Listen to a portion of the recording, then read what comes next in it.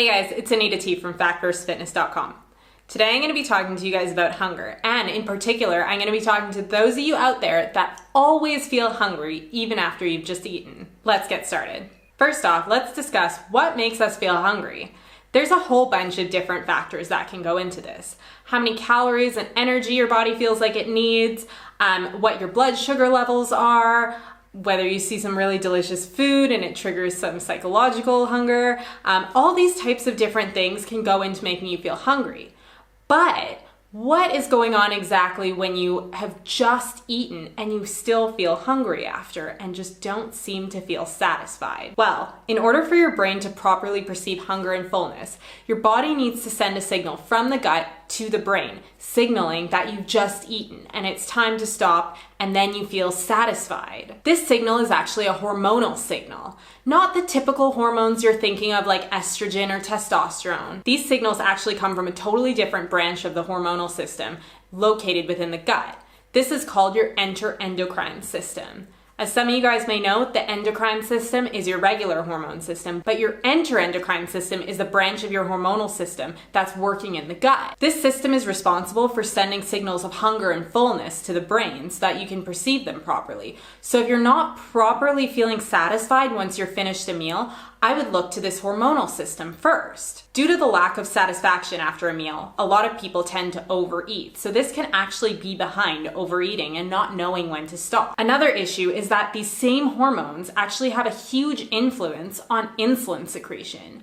So if you're experiencing problems with this hormonal system, then you can actually be experiencing problems with your insulin levels as well. As many of you probably know, insulin is involved hugely in blood sugar control.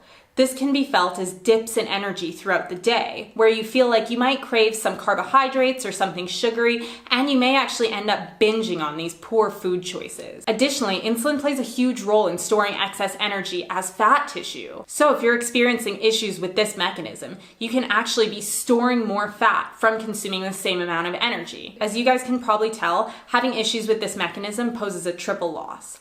First off, you're never going to feel satisfied from the food that you're eating, and you're either going to end up overeating or constantly feel like you're restricting yourself, which can seem really stressful. Secondly, if you're experiencing dips in your blood sugar throughout the day and you're actually getting cravings for poor foods and simple sugars, you may end up binging and overeating these poor food choices. And thirdly, by having issues with that insulin system, you may end up storing more fat from eating the same amount of food. Overall, this means that you're both eating more food and storing more fat. Although I just told you guys a whole bunch about your hormonal system, and it may seem really difficult to fix this issue, it's actually not. And I actually spent 6 months of academic research looking at how to regulate this system and how to help people feel more satisfied and store less fat. The way to do that is through something called prebiotic fibers, in particular one called inulin. Inulin is a fiber that can be found in common foods such as leeks, onions, asparagus, and this fiber actually works through this exact same mechanism and is shown in studies to regulate appetite and regulate hormone levels. By increasing consumption of these foods, you can actually help to regulate them yourself at home. The issue, however, is that many people find it difficult to reach therapeutic values of inulin simply by consuming these foods every single day. So what a lot of people turn to is using an inulin extract. Inulin extracts are great because they're all natural, they're super cheap, and they're super easy. They come in a really cool powdered form, and you can simply sprinkle a little bit over your food in order to get these same effects. The best way to ease your body into increasing its fiber and regulating your hormone levels is to use a dose escalation method. This means starting off with 4 grams of inulin and then increasing it weekly by 2 grams per week to get your body used to the increase in fiber. In studies, giving participants up to 8 grams of inulin for up to 6 weeks actually showed huge benefits in helping them feel more full and in helping to regulate those hormonal systems. That means that their levels of hunger, their energy, and their fat storage was all more controlled and improved. I've linked below what I as a scientist find to be a great organic brand of inulin in order to help you guys achieve all of these benefits if you're experiencing this hormonal dysregulation.